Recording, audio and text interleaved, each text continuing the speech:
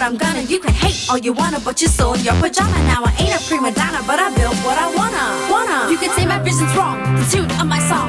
Broke my thumb, banging to my own drum. Broke my thumb, banging to my own drum. Broke my thumb, banging to my own drum. Hootin' and clapping, boots I am a strapping. A click, click, clacking. Hurrah! Bootstrapping in America. Yeah, bootstrapping in America. Thomas, you're back, my friend. Bootstrapping in America. Yeah, and this is going to be very interesting today. I have a request to make this controversial. I really don't know how to, though. And believe me, we can be controversial. I'm Tom Sosnoff. He's Tony Batista. This is our BSA segment, our Bootstrapping in America, and it's 9:20 on February 5th. And this is for inspiration, Tony. Mm-hmm. Give health a change. There you go. I was almost going to say give health a chance. I know you were going to. Dr. Paul Savage, how are you? I'm good, thank you. Thank you so much for coming in. We didn't realize you're right down the street. Yeah, about 4 blocks. Wow. So give us just a little bit about your background, because you've got a pretty interesting history. I'm going to have to read off some of the words here because I can't pronounce it, but you don't get a lot of doctors stepping into the we deal mostly with technologists. Right. And so having a doctor in the house is good. This is fun. Well, I am a technologist. My background is training as mathematics and computers at Michigan State before I went into medicine. So you just did med school for fun? Yeah.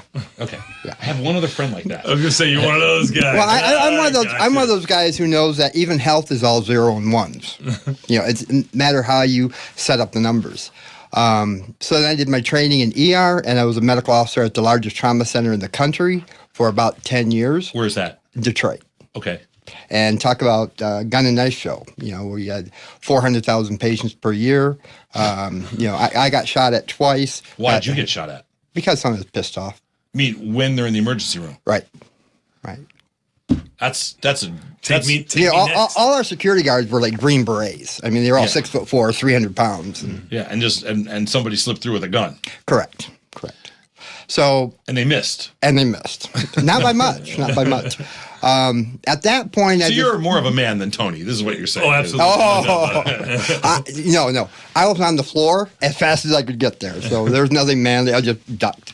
At that point, I was tired of getting shot at. I was tired. ER is a very difficult world to live in. I don't know how you guys do it I can't even visit ER, but I understand. I'm just a different, Yeah, it's just, you could see, even back in 94, I could see healthcare going to change. It had to. We had populations getting older, medications more expensive, more involved healthcare problems. The government was going to run out of money. People can't afford the speed that we were going. And because at that time I left the ER, I was almost 300 pounds. I couldn't sleep. I had no energy. I was very depressed. I was like, I feel horrible. I went to see my doctor and he said, here's an antidepressant. And I was like, that's not the answer. Not for me. So I started getting involved in nutrition and exercise, and I discovered I knew nothing about either. In medical school, they don't train you in nutrition, exercise, or health. So you were a doctor who determined you knew nothing about nutrition. I knew nothing about health. Yeah, so that explains. That's why I have issues, Tony. Okay, go ahead. It's a completely different paradigm. Okay, cool. To work on. So at that point, I left and I started up my office here in Chicago. Okay.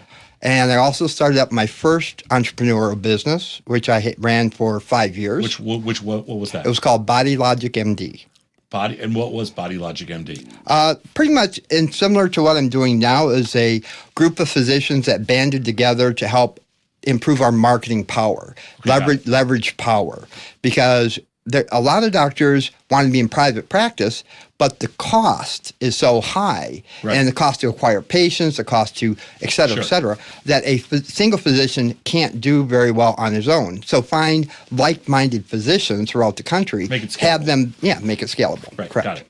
So I left that in 2007 just because my vision differed then at that point from the business people at the moment. Sure. And so I left in 2007 and starting up another entrepreneur endeavor, starting with a business plan and assembling the board. And I've never had a business class, but I have wonderful mentors, which is in entrepreneurism, you have to have the guys who know how to do it. Who? So I'm just a question. Can you talk about some of your mentors? Oh, sure. Jack Noonan, who was the CEO of SPSS. After they sold the company, he retired. He's one of my mentors. Ray Silverstein, who is a serial entrepreneur. John Freiberger, who is a financial consultant.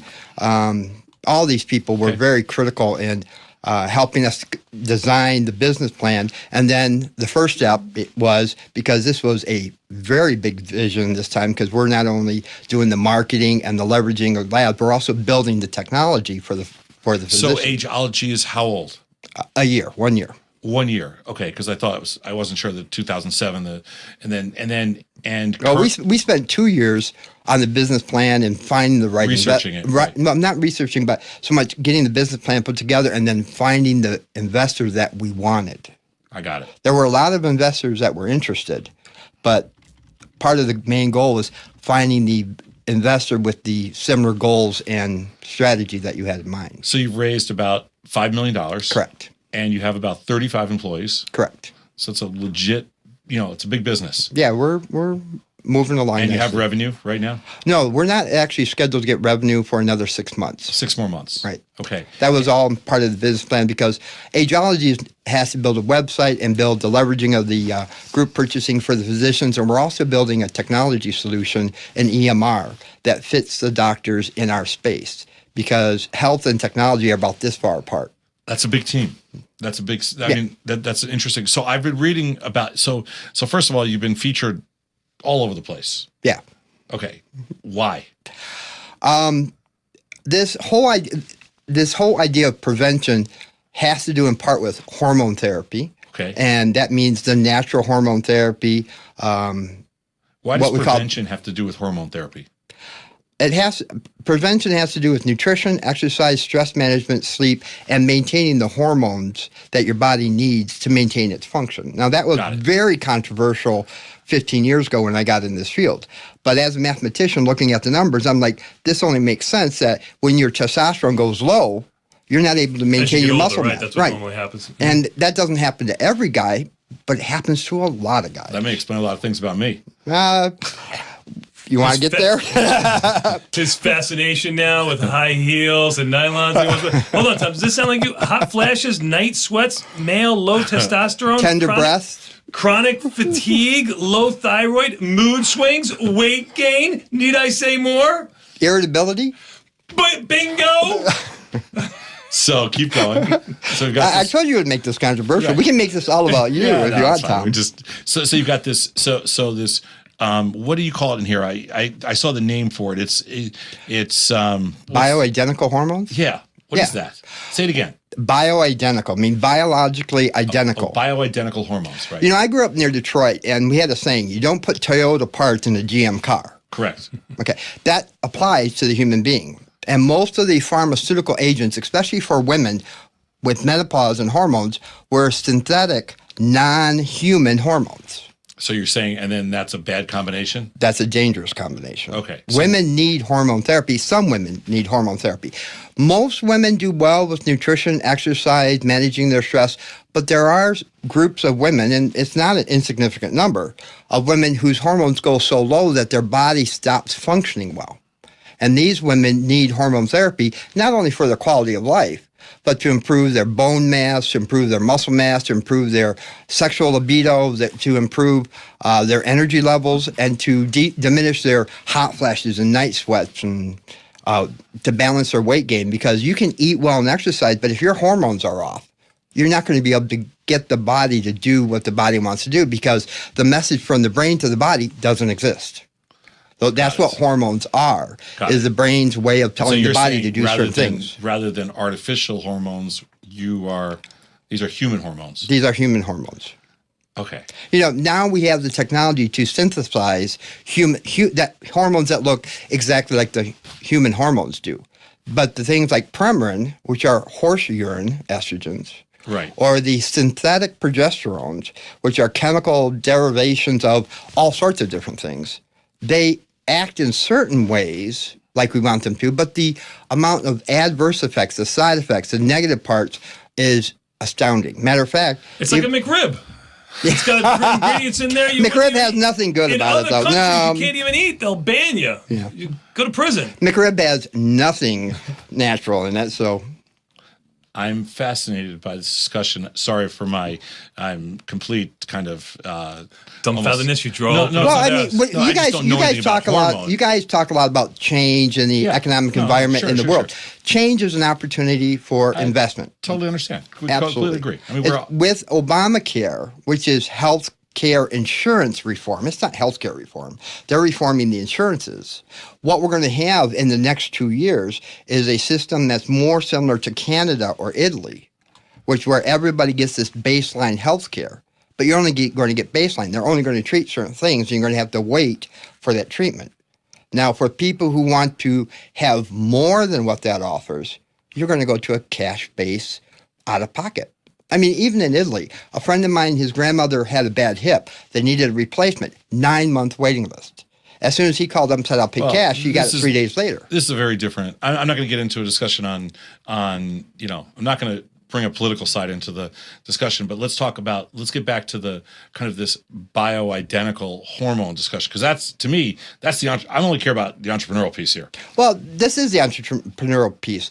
Because, I mean, with the change in healthcare, people are going to be looking more for, when they have to pay for cash, they're going to pay for prevention. Well, I think that's natural. And this is part of the prevention. That's actually natural part of, that's the capitalist piece to it. That to me, that's natural. That's what's going to happen. That's what ultimately has to happen as the industry changes. As the industry changes and becomes more entrepreneurial, that's the natural progression. Yes. Okay. So, but my question goes back to kind of the differentiator for you guys, like Ageology, like the differentiator, is that because nobody else is doing this or nobody else has figured out how to commoditize it? Like what's your differentiator? There's two different differentiators. Okay. One, we do on the marketing part express to the clients out there who are interested the importance of natural hormone therapy. Not all doctors do natural hormone therapy. Is this something that, like, we don't know? So, I mean, we're just new to this. So is this something that would be considered radical? Or is this something that's like, 15 years ago, it was considered radical. Okay. Now it's becoming more mainstream because even on television, you see low T, and we were talking about that 15 years ago. Low testosterone. How easy is it to find out if your testosterone is low? I mean, like, I could look at Tom and say, you know what, he's deficient in testosterone, but just by looking at him. But like somebody like me, how could I tell? Is there a test I could take? Or? Yeah, absolutely. Just go ask your doctor for a free testosterone level. Not just a testosterone level, a free level. Because testosterone is bound up in the blood, but it's only the amount that's not bound up that's actually active. So frequently guys go in and say, my doc tells me my testosterone level is normal. Fine, right. Well, let's see what your free level is. Boom, it's bottomed out. Because as we get older, even more that testosterone gets bound up. So not only does your testosterone go down, but the amount that gets bound up goes higher. So the amount you're going to tell me diet, exercise has to be changed. Is there something else that Ageology does that brings it to a little bit of a different level? Absolutely. When you're looking at hormone therapy, hormones are an accelerant. So if you're eating well and exercise, it's going to put on more muscle, burn fat, make you feel better. But if you're eating poorly and you're not exercising and someone gives you testosterone, you're going to make the person sicker. You're going to drive their cholesterol up. You're going to drive their fat up. So you can't use hormone therapy by itself. It's an accelerant, and it depends on what you're doing that accelerates it in the better direction or the worse. That's one of the problems with going to see your general internist about testosterone therapy. Is it legal in Major League Baseball? Is what? Is it legal in Hormone Major League therapy. Baseball? To use testosterone? Well, the answer I'm asking what you're doing. Is this, are these? By Major League Baseball, no. Okay. But if Then you I want some. But if you and you treat guys who have low testosterone. I don't think most of the Major League Baseball players have low testosterone. They're trying to take it to a super physiologic level. Into perspective that we can understand. That's all. I'm putting it in context that people listening, we understand what the product's like. That's all. Well, I mean, you can abuse anything. No, I understand. And if you take a guy who has healthy levels of hormones and give them more as a performance enhancer, that's a horrible idea, not only for the sport, but for the body. Sure. Because you're going to be burning out things that you later need. I have many patients in my practice who are the bodybuilders back with the Weeder Boys Sure. 20 years ago. They can't generate 2 testosterones between them all. because they burned out everything because of the abuse they had before. And it's something that you can correct. Correct. So is the reason that you're the differentiator, the reason that you're so popular right now, that you're speaking, is because this is, again, what are you doing that's different than somebody else has ever done in this space? Are you just popularizing it? We're increasing public awareness. Okay, yes. so that's what it is. That's part of it, yes. Okay. And what else is Ageology? Well, we also are providing the software technology that is also it's building an EMR that works with doctors in our space, because there isn't a technology system right now that deals with the stuff that we need to deal with. So it also is very patient So technology focused. is testing, or technology is follow-up, monitoring? What does the technology do? The technology is the ability for the physician and the patient to gather data that deals with your health on a real-time basis. So to monitor, like if you were doing it to me, you'd be able to monitor me, is what you're saying. I'll be able to monitor what you're eating, Right. Okay, what your weight's doing, what your exercise performance So that's the is. technology you're Can you zap him That's before he gets close to something? So that's the technology you're building. You can monitor We me. can hey, that's not a good. Get one of those dog collars, feel free. collars, and if he hasn't reported for 3 days, we send out a little signal. Doc, feel free to run with it. Well, now I understand. I just couldn't put it all together. So I got it now. So then you can monitor everything. You know exactly what I'm up to. You know what I need. You can make the right kind of hormone adjustments, and then I can be normal. And the technology talks to the patient. Yeah, it could take a Normal, little yeah, bit to be normal. that's a question. The technology Subjectively normal. The technology talks to the patient on a daily basis. Sure, I get because that. if you keep health in front of the patient, they'll engage in it more frequently. If you're only seeing me every 4 months, great, I got you for 45 minutes, but the next 3 months, 29 days, and 15 minutes, you're off on your own. So how big is this marketplace? Like why is you were able 40% of women will need hormone therapy at some point in their life. 40%. Right. No, you're talking about just like a thyroid pill or something like that? It could be thyroid. It could be estrogen. It could be testosterone. Testosterone for women is the next big thing for women. Well, you raised a lot of capital for a venture without product. And so that's why I'm fascinated by this, because there's not too many entrepreneurs that were able to raise the kind of capital you did on an idea. But it's obviously more than an idea, but I'm just saying in general, usually you have to have something, free cash flow. Well, revenue, I built a prototype of the software that I presented to the investor. Sure, I'm sure. So, Yeah. And do you actually, are you a coder too? yeah. Really? Yeah. Wow. Very interesting. All right. I have a very eclectic background, but Yeah. it was all those things together, and I'm one of the key opinion leaders in this field of hormone therapy. So my name is in Suzanne Summers' book. I've been in a number of other books as a top 10 doctors. I lecture to tens of thousands of doctors on how to do hormone therapy. So I'm in this space of hormones and natural hormones, extremely well known. Wow. So I'm fascinated now. Okay, I am. I wish I knew more. I wish we were not so single-minded in our focus of the pursuit of figuring out what an options were. Well, since I'm so close, Tom, Yes. you can just come down the street from my office one day. We'll have to take they usually say, we'll take that offline. No. Well, can I see better? With glasses or LASIK, like you were talking about, get the LASIK. He's Dr. Paul Savage, and this is fascinating, and it's Ageology, and it's a discussion we could probably have for hours, but we don't have hours.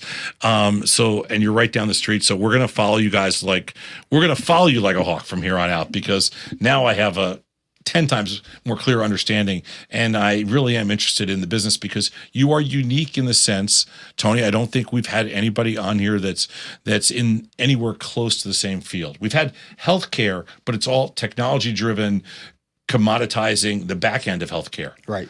You're way more on the front end. Yes. Yeah. Very interesting. Thank you, Paul. Thank you for having me. Be back in 90 seconds with Good Trade, Bad Trade. Listen, get tasted on the Taste of Trade Network.